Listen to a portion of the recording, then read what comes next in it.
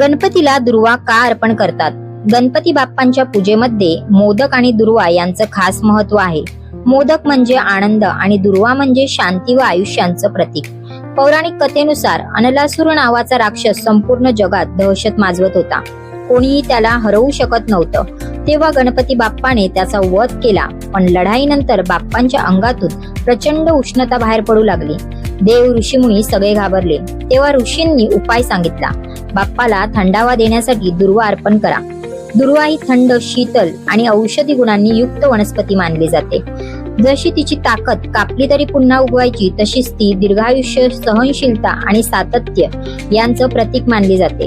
बाप्पाला दुर्वा अर्पण केल्यानंतर त्यांचं तापमान शांत झालं आणि देवांना दिलासा मिळाला. तेव्हापासून परंपरेनं बाप्पाच्या पूजेत दुर्वा अनिवार्य मानली जाते. म्हणून लक्षात ठेवा, मोदकांशिवाय दुर्वा आणि दुर्वाशिवाय गणपती पूजा अपूर्ण आहे. गणपती बाप्पा मोरया, मंगलमूर्ती मोरया.